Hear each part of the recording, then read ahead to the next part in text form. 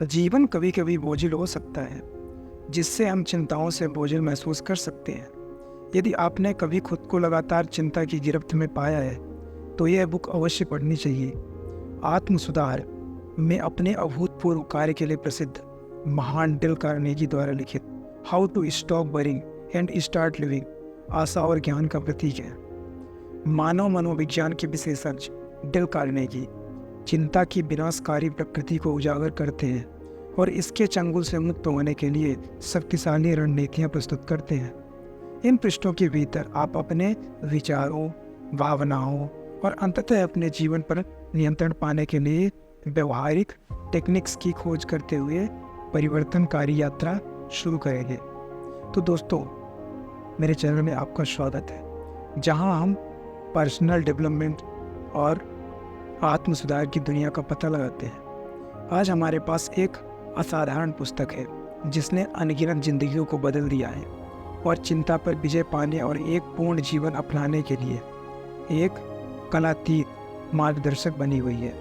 इस वीडियो में हम डेल कार्नेगी द्वारा लिखित how to stop worrying and start living के इंस्पायरिंग पेजेस में गहराई से विचार करने वाले हैं। जैसे ही आप इस उल्लेखनीय पुस्तक में डूब जाएंगे, आप गहन इंसाइट्स और टाइमलेस विजडम को उजागर करेंगे, जो आपको नए दृष्टिकोण के साथ जीवन की चुनौतियों का सामना करने के लिए सशक्त बनाएगा। कार्नेगी एक आकर्षक कहानी कहने की शैली, वास्तविक जीवन के उदाहरणों और संबंधित उपाख्यानों के साथ सहजता से अपना ध्यान आकर्षित करते हैं और पुस्तक को मनोरंजक और विचारोत्तेजक बनाते हैं। How to stop worrying and start living केवल mere collection of self advice ही नहीं, बल्कि यह एक व्यापक मार्गदर्शिका है जो चिंता पर काबू पाने और अधिक फुलफिलिंग लाइफ जीने के लिए व्यवहारिक टेक्निक्स प्रदान करती है। प्रत्येक अध्याय शक्तिशाली सिद्धांत और कार्यवाही योग्य कदम प्रस्तुत करता है जिन्हें तुरंत लागू किया जा सकता है, जो आपको चिंता की जंजीरों से मुक्त होने और शांति, आत्मविश्वास और खुशी से भरा जीवन अपनाने के लिए सशक्त बनाता है। चाहे आप अपने आप को वित्तीय चिंताओं, स्वास्थ्य संबंधी चिंताओं, रिश्तों की परेशानियां या चिंता के किसी अन्य स्रोत से घिरा हुआ पाते हैं, तो यह पुस्तक आपको उनका सामना करने और उन पर विजय पाने के लिए उपकरण प्रदान करती है। डेल कार्नेगी के मार्गदर्शन से आप अपनी चिंताओं के मूल कारणों की पहचान करना, तर्कहीन विचारों को चुनौती देना और एक ऐसी माइंडसेट डेवलपमेंट करना सीखेंगे जो लचीलापन और आंतरिक शांति को बढ़ावा देती है। तो दोस्तों, इस बुक को 7 चैप्टर्स में डिवाइड किया गया है, जिनमें से प्रत्येक चिंता के एक अलग पहलू को शामिल करते हैं। फर्स्ट चैप्टर में कार्नेगी ने चिंता की प्रकृति के बारे में बताया है और यह आपके शारीरिक और मानसिक स्वास्थ्य को कैसे प्रभावित कर सकती है। चैप्टर नंबर 2 में वह आपको सिखाते हैं कि अपनी चिंता के कारणों की पहचान कैसे करें, और शेष चैप्टर्स में वह आपको चिंता पर काबू पाने और अधिक शांतिपूर्ण जीवन जीने के लिए विभिन्न प्रकार की टेक्निक्स के बारे में बताते हैं। आपको यह पुस्तक क्यों पढ़नी चाहिए? ऐसे कई कारण हैं जिनकी वजह से आपको चिंता बंद करो और जीना शुरू करो how to stop worrying and start living पढ़नी चाहिए। सबसे पहले, यह पुस्तक अविश्वसनीय रूप से व्यवहारिक है। कार्नेगी आपको विशिष्ट कार्यवाही योग्य कदम प्रदान करते हैं जिन्हें आप चिंता पर काबू पाने के लिए उठा सकते हैं। दूसरा ये है कि किताब पढ़ने और समझने में ईजी है। कार्नेगी की लेखन शैली स्पष्ट और संक्षिप्त है और वह पुस्तक को आकर्षक बनाए रखने के लिए हास्य का उपयोग करते हैं। और तीसरा, यह पुस्तक उन इंसाइट्स से भरी है जो आपको अधिक खुशहाल, अधिक संतुष्टिदायक जीवन जीने के लिए मदद कर सकती है। आप इस बुक में क्या सीखने वाले हो? आइए जानते हैं कि हम इस बुक में क्या सीखने वाले हैं। यदि आप how to stop worrying and start living पढ़ेंगे तो आप कुछ इस तरह की चीज़ें सीख सकते हैं, जैसे कि अपनी चिंता के कारणों की पहचान कैसे करें, अपने नकारात्मक विचारों को कैसे चुनौती दें, बिना डरे निर्णय कैसे लें, वर्तमान क्षण पर ध्यान कैसे केंद्रित करें, सकारात्मक दृष्टिकोण कैसे डेवलप करें, अधिक संतुलित जीवन कैसे जिए। तो इस तरह से आप ये चीज़ें इस बुक से सीखने वाले हो।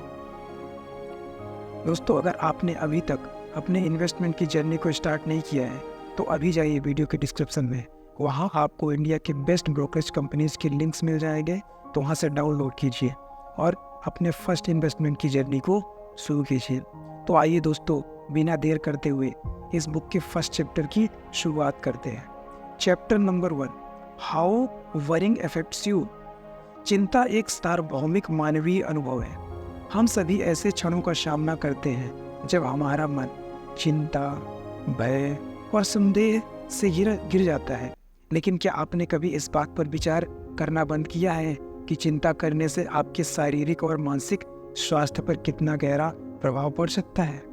इस चैप्टर में डेल कार्नेगी चिंता के हानिकारक प्रभावों की पड़ताल करते हुए इस बात पर प्रकाश डालते हैं कि यह हमारे जीवन के हर पहलू को कैसे प्रभावित करती है। कार्नेगी ने इस तथ्य पर प्रकाश डालते हुए शुरुआत की कि चिंता केवल एक क्षणभंगुर भावना या गुजरता हुआ विचार नहीं है, यह एक शक्तिशाली शक्ति है जो अनियंत्रित रहने पर हमारे जीवन को आकार दे सकती है। वह पाठकों को एक क्षण रुकने और इस पर विचार करने के लिए आमंत्रित करते हैं कि चिंता ने उनके स्वयं के जीवन को कैसे प्रभावित किया है, चाहे वह रातों की नींद आराम हो, भूख न लगना हो या बिगड़ा हुआ एकाग्रता हो। चिंता का शारीरिक प्रभाव निर्विवाद है। डेल कार्नेगी बताते हैं कि लंबे समय तक चिंता करने से अनिद्रा, सिर दर्द, पाचन संबंधी समस्याएं और यहाँ तक कि हृदय रोग सहित कई प्रकार की शारीरिक बीमारियां हो सकती हैं। हमारे शरीर को लंबे समय तक तनाव सहने के लिए डिजाइन नहीं किया गया है और चिंता, तनाव हार्मोन के स्राव को ट्रिगर करती है जो हमारे समग्र स्वास्थ्य पर कहर बरपा सकती है। इसके अलावा चिंता हमारे मानसिक स्वास्थ्य पर प्रतिकूल प्रभाव डालती है। यह हमारे निर्णय को धूमिल कर देता है, निर्णय लेने की क्षमता को खराब कर देता है और हमारी क्रिएटिविटी को भी बाधित करता है।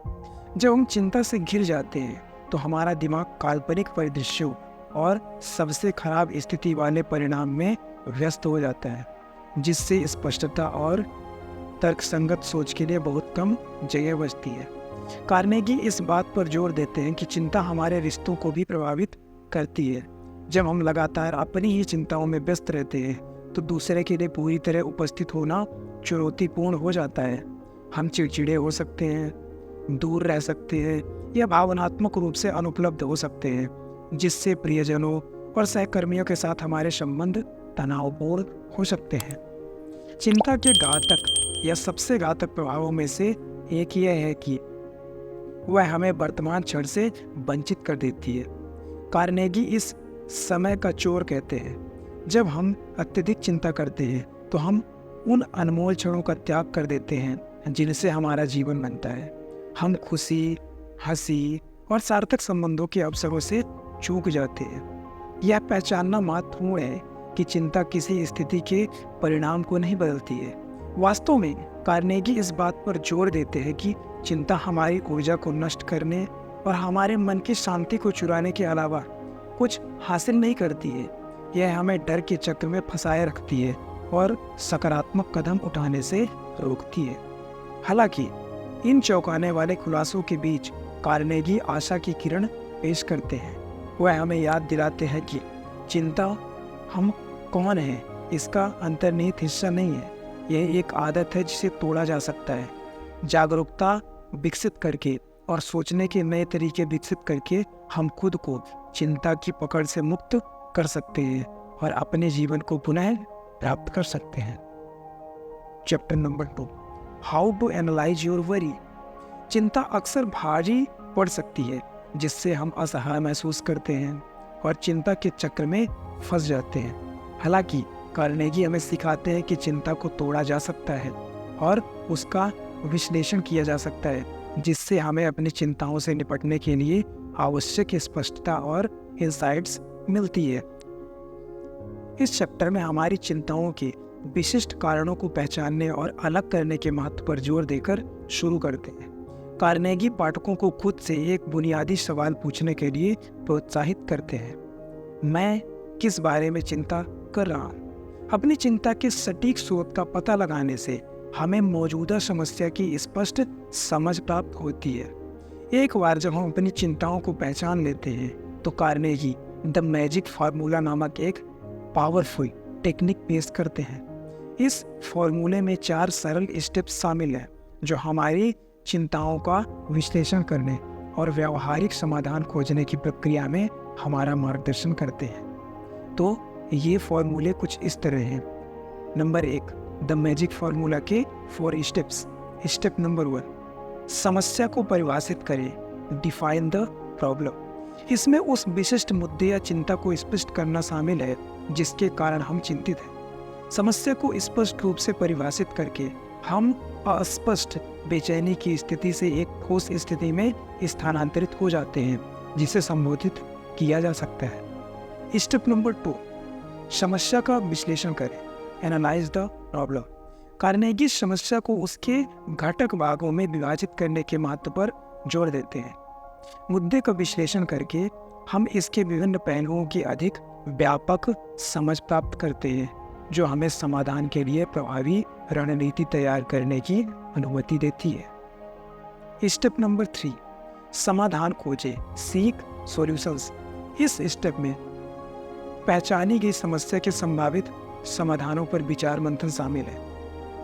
लेखक पाठकों को यथासंभव अधिक से अधिक विचार उत्पन्न करने के लिए प्रोत्साहित करते हैं, भले ही वे कितने भी दूरगामी क्यों न लगे। यह क्रिएटिव प्रोसेस हमारे दिमाग को नई संभावनाओं के लिए खोलती है और हमारे विकल्पों की सीमा को विस्तृत करती है। और अंतिम स्टेप नंबर 4, कार्यवाही करें, टेक एक्शन। इस स्टेप में शायद सबसे महत्वपूर्ण है। कार्नेगी इस बात पर जोर देते हैं कि उन समाधानों को लागू करने की दिशा में ठोस कदम उठाए बिना विश्लेषण और समाधान खोजना व्यर्थ है। कार्यवाही परिवर्तन के लिए उत्प्रेरक और चिंता के लिए मारक है। कार्नेगी ने चिंता के इस विश्लेषणात्मक दृष्टिकोण की प्रभावशीलता को प्रदर्शित करते हुए वास्तविक जीवन के उदाहरणों और इंस्पायरिंग उपाख्यानों के साथ इन स्टेप्स का वर्णन किया है। वह हमें याद दिलाते हैं कि चिंता अक्सर समझ की कमी और शक्तिहीनता की भावना से उत्पन्न होती है।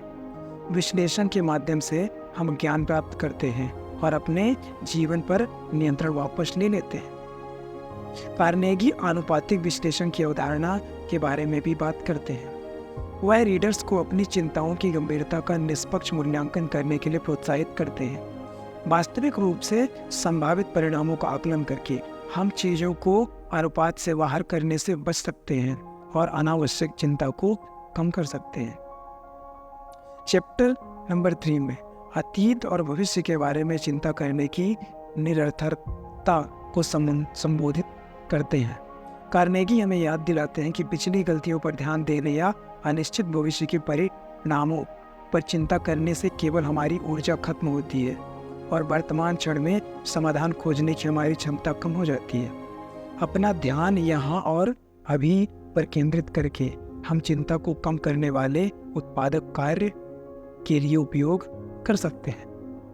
दोस्तों, अगर वीडियो आपको इन्फॉर्मेशनल लग रही है, साथ ही पसंद आ रही है, तो वीडियो को लाइक करना ना भूलें और चैनल को सब्सक्राइब भी किए बिना ना जाएं। आइए चलते हैं चैप्टर नंबर 3 में, how to eliminate the cause of your worry. चिंता अक्सर हमारे जीवन में विशिष्ट कारणों या ट्रिगर्स से जुड़ी हो सकती है।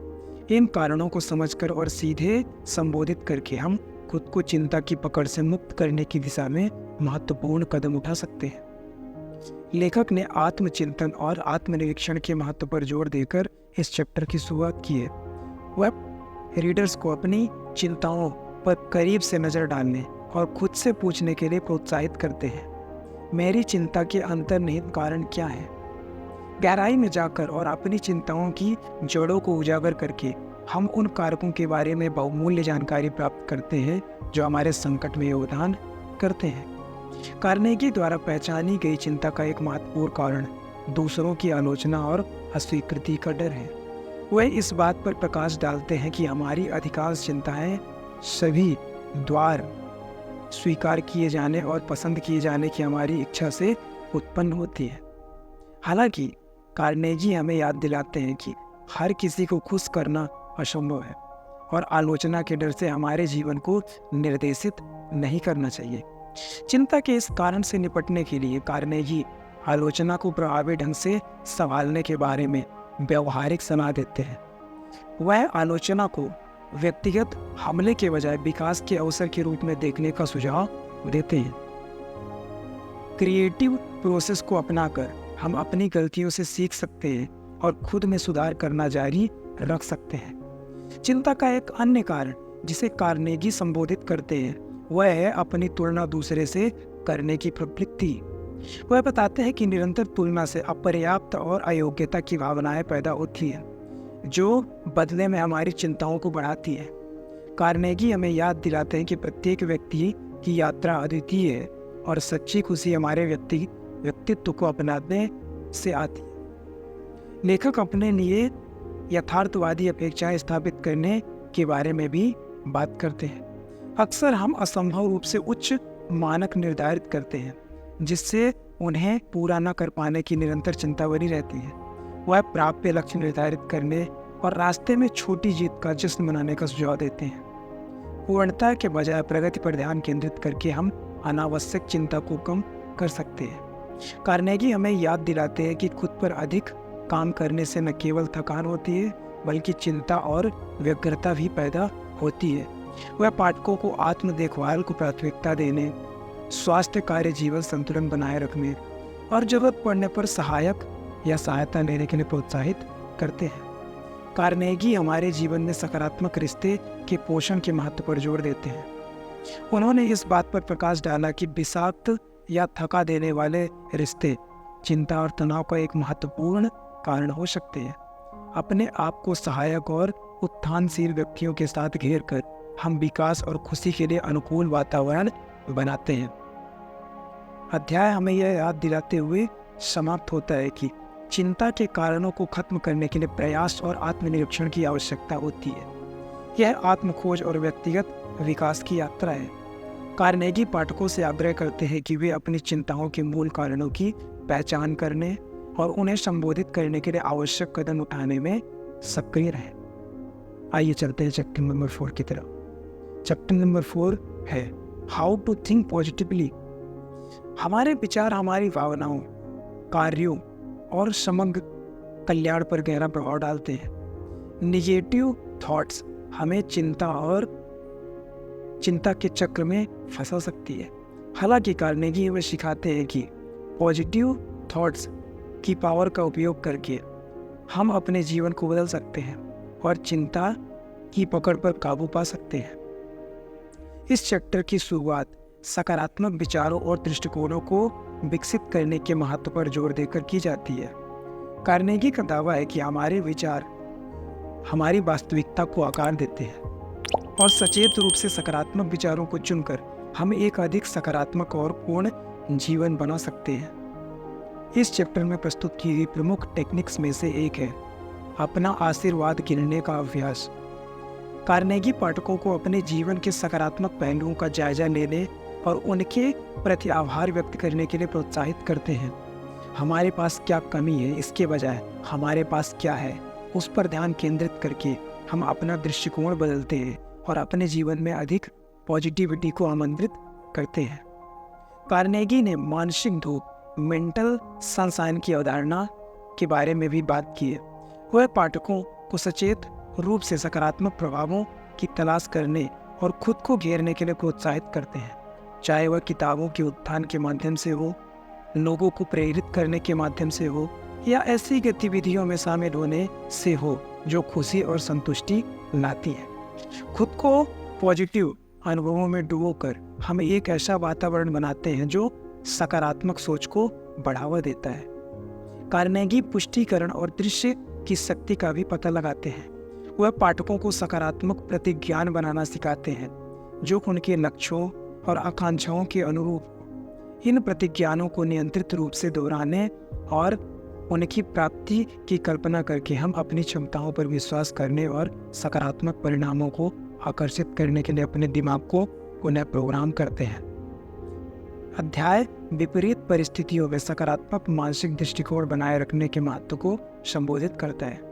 कार्नेगी स्वीकार करते हैं कि जीवन हमेशा सहज नहीं होता और चुनौतियां अपरिहार्य हैं। हालांकि वह हमें याद दिलाते हैं कि इन चुनौतियों के प्रति हमारा दृष्टिकोण उनसे उबरने की हमारी क्षमता निर्धारित करता है। पॉजिटिव माइंडसेट के साथ कठिनाइयों का सामना करके और उन्हें विकास के अवसरों के रूप में देखकर हम लचीलेपन और ताकत के साथ उनसे पार पा सकते हैं। कार्नेगी चिंता दूर करने के उपाय के रूप में हंसी और हास्य की शक्ति पर भी चर्चा करते हैं। वह हंसी के चिकित्सकीय प्रभाव पर प्रकाश डालते हैं और पाठकों को अपने दैनिक जीवन में हास्य के अवसर तलाशने के लिए प्रोत्साहित करते हैं। स्थितियों का हल्का पक्ष खोजकर हम न केवल चिंता को कम करते हैं बल्कि जीवन के प्रति अधिक हल्के फुल्के और आनंदमय दृष्टिकोण को भी बढ़ावा देते हैं। इस चैप्टर हमें यह याद दिलाते हुए समाप्त होता है कि पॉजिटिव थॉट्स का अर्थ जीवन की वास्तविकताओं को नकारना या समस्याओं की अनदेखी करना नहीं है। यह एक क्रिएटिव और आशावादी मानसिकता अपनाने के बारे में है जो हमें समाधान खोजने, चुनौतियों को स्वीकार करने और अधिक खुशी और संतुष्टि के साथ जीने के लिए सशक्त बनाती है। Chapter number 5, how to conquer fear. डर एक सार्वभौमिक मानवीय भावना है जो अक्सर हमें अपने सपनों को पूरा करने और अपना जीवन पूरी तरह से जीने से रोकती है। हालांकि कार्नेगी हमें सिखाते हैं कि डर पर विजय प्राप्त की जा सकती है और उसे विकास और सफलता के उत्प्रेरक में बदला जा सकता है। डर अक्सर नकारात्मक परिणामों की प्रत्याशा पर आधारित होता है जो कभी पूरा नहीं हो सकता।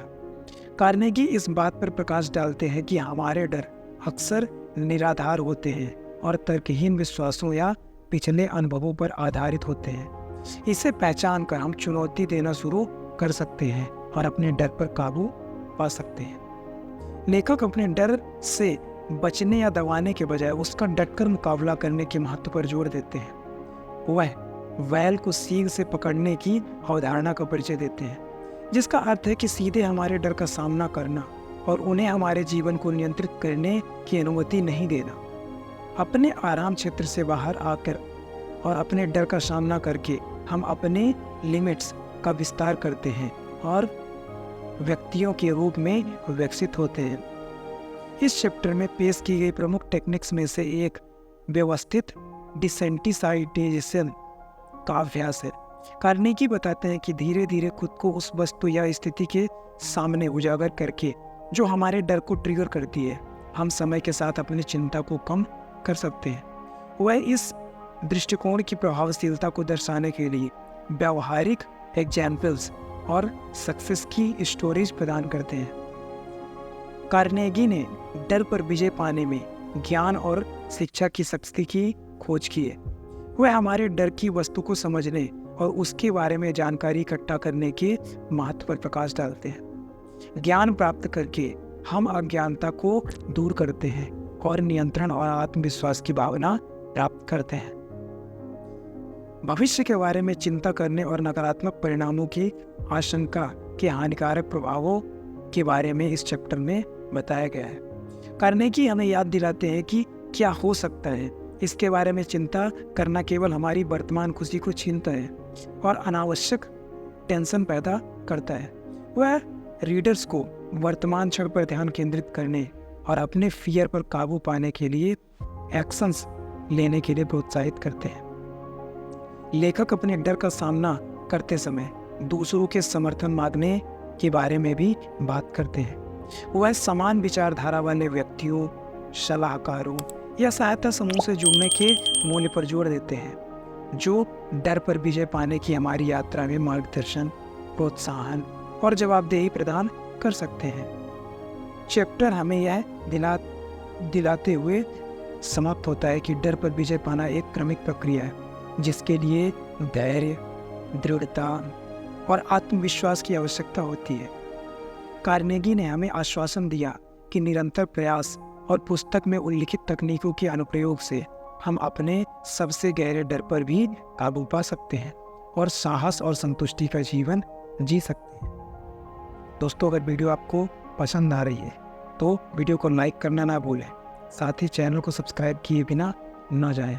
आइए चलते हैं नेक्स्ट चैप्टर नंबर 6 में, how to control your emotions.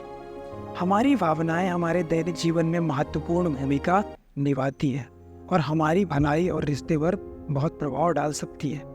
हालांकि कार्नेगी हमें सिखाते हैं कि हमारे पास अपनी भावनाओं को नियंत्रित करने और उन तरीकों से निर्देशित करने की शक्ति है जो हमें बाधा पहुंचाने के बजाय हमारी सेवा करते हैं। चैप्टर की शुरुआत आत्म जागरूकता के महत्व पर प्रकाश डालते हुए होती है। कार्नेगी इस बात पर जोर देते हैं कि हमारी भावनाओं को समझना और स्वीकार करना उन्हें कंट्रोल करने की दिशा में पहला कदम है। वह रीडर्स को उनकी भावनात्मक प्रतिक्रियाओं पर ध्यान देने और उनके पीछे के ट्रिगर्स और पैटर्न की पहचान करने के लिए प्रोत्साहित करते हैं। इस चैप्टर में प्रस्तुत प्रमुख टेक्निक्स में से एक आत्म अनुशासन का अभ्यास है। लेखक बताते हैं कि अपने विचारों और कार्यों को अनुशासित करके हम अपनी भावनाओं को अधिक प्रभावी ढंग से नियंत्रित कर सकते हैं। वह आत्म अनुशासन सेल्फ डिसिप्लिन कैसे डेवलप करें, इस पर व्यवहारिक सुझाव प्रदान करते हैं, जैसे स्पष्ट लक्ष्य निर्धारित करना, डेली रूटीन स्थापित करना और प्रभावी ढंग से समय का प्रबंधन करना। कार्नेगी सहानुभूति की अवधारणा और भावनात्मक नियंत्रण में इसकी भूमिका की पड़ताल करते हैं। वह दूसरों की भावनाओं को समझने और उनके साथ सहानुभूति रखने के महत्व पर जोर देते हैं। खुद को इनके स्थान पर रखकर और उनके दृष्टिकोण को समझने की कोशिश करके हम सहानुभूति की गहरी भावना विकसित करते हैं और अधिक भावनात्मक बुद्धिमत्ता के साथ अपनी बातचीत को आगे बढ़ा सकते हैं। चैप्टर में क्रोध, नाराजगी और ईर्ष्या जैसी नेगेटिव इमोशंस के प्रभाव को भी संबोधित किया गया है। कार्नेगी इस बात पर प्रकाश डालते हैं कि ये भावनाएं विनाशकारी हो सकती है और हमारे व्यक्तिगत विकास में बाधा बन सकती है। वह इन नकारात्मक भावनाओं को प्रबंधित करने और उन पर काबू पाने के बारे में व्यवहारिक सलाह देते हैं, जिनमें गहरी सांस लेने, जर्नलिंग करने और आवश्यक होने पर पेशेवर मदद लेने जैसी टेक्निक्स शामिल हैं। कार्नेगी सकारात्मक भावनाओं की शक्ति और हमारे जीवन को ऊपर उठाने की क्षमता का पता लगाते हैं। वह पाठकों को कृतज्ञता, प्रेम और खुशी जैसी सकारात्मक भावनाएं डेवलप करने के प्रति प्रोत्साहित करते हैं। अपने लाइफ के पॉजिटिव पहलुओं पर ध्यान केंद्रित करके और सकारात्मक रिश्तों का पोषण करके हम भावनात्मक कल्याण और पूर्ति के लिए एक वेश तैयार करते हैं। यह चैप्टर हमारी भावनाओं को नियंत्रित करने में आत्म देखभाल और तनाव प्रबंधन के महत्व पर प्रकाश डालता है। लेखक व्यायाम, विश्राम टेक्निक और शौक पूरा करने जैसे स्व देखभाल गतिविधियों को प्रायोरिटी देने की आवश्यकता पर जोर देते हैं। अपनी फिजिकल और मेंटल सेहत का ख्याल रखकर हम अपने इमोशनल लचीलेपन और चुनौतीपूर्ण परिस्थितियों को संभालने की क्षमता बढ़ाते हैं। कार्नेगी की भावनात्मक नियंत्रण में संचार की भूमिका पर प्रकाश डालते हैं। वह हमारी भावनाओं को प्रभावी ढंग से और मुखरता से व्यक्त करने के महत्व पर जोर देते हैं। अपनी आवश्यकताओं, चिंताओं और सीमाओं को स्पष्ट और सम्मानपूर्वक संप्रेषित करके हम स्वास्थ्य संबंधों को बढ़ावा देते हैं और भावनात्मक संघर्षों को कम करते हैं। अब chapter number 7, how to live a balanced life. हमारी तेज तर्रार और मांग भरी दुनिया में हमारी भलाई और समग्र संतुष्टि के लिए संतुलन खोजना आवश्यक है। कार्नेगी हमें सिखाते हैं कि अपनी प्राथमिकताओं को सचेत रूप से संरेखित करके और अपने समय को प्रभावी ढंग से प्रभावित करके हम एक ऐसे जीवन बना सकते हैं जो समृद्धिपूर्ण और हमारे मूल्यों की अनुरूप हो। अध्याय हमारे मूल्यों को स्पष्ट करने और हमारे लिए वास्तव में क्या मायने रखता है इसे परिभाषित करने के महत्व पर जोर देकर शुरू होता है। कार्नेगी पाठकों को अपने मूल्यों पर विचार करने और अपने जीवन के उन क्षेत्रों की पहचान करने के लिए प्रोत्साहित करते हैं जिन पर ध्यान और संतुलन की आवश्यकता है। इस चैप्टर में प्रस्तुत प्रमुख टेक्निक्स में से एक प्रायोरिटी निर्धारण का अभ्यास है। कार्नेगी हमें सिखाते हैं कि अपनी सर्वोच्च प्राथमिकताओं को कैसे पहचानें और उनके अनुसार अपना समय और ऊर्जा कैसे आवंटित करें। वह व्यवहारिक रणनीतियाँ प्रदान करते हैं, जैसे कार्यों की सूची बनाना, लक्ष्य निर्धारित करना और ना कहना सीखना, ताकि हम सचेत विकल्प चुनने में मदद मिल सके और जो हमारी प्राथमिकताओं के अनुरूप हो। लेखक कार्य जीवन संतुलन की अवधारणा की खोज करते हैं। वह हमारे पेशेवर और इंडिविजुअल लाइफ दोनों के लिए समय और एनर्जी समर्पित करने के महत्व पर प्रकाश डालते हैं। वह सीमाएं निर्धारित करने, कार्यों को सौंपने और दिनचर्या बनाने के बारे में इंसाइट्स प्रदान करते हैं, जो काम और व्यक्तिगत जीवन के बीच एक स्वस्थ बैलेंस का समर्थन करता है। कार्नेगी संतुलन प्राप्त करने में संचेतना और वर्तमान क्षण की जागरूकता की शक्ति का पता लगाते हैं। वह हमारी दैनिक दिनचर्या में ध्यान या गहरी सांस लेने के व्यायाम जैसी माइंडफुलनेस प्रथाओं को शामिल करने का सुझाव देते हैं। वह वर्तमान क्षण में पूरी तरह उपस्थित और चौकस रहकर हम शांति की भावना विकसित करते हैं और तनाव और चिंता के प्रभाव को कम करते हैं। यह अध्याय स्वस्थ संबंधों को बनाए रखने के महत्व पर प्रकाश डालता है। कार्नेगी हमें याद दिलाते हैं कि दूसरे के साथ हमारे संबंध हमारे समग्र कल्याण में बहुत योगदान देते हैं। वह प्रभावी संचार, संघर्ष समाधान और सकारात्मक संबंधों के पोषण पर मार्गदर्शन प्रदान करते हैं। अपने रिश्तों में समय और प्रयास का निवेश करके हम एक सहायता प्रणाली बनाते हैं जो जीवन की चुनौतियों के माध्यम से हमारा समर्थन करती है।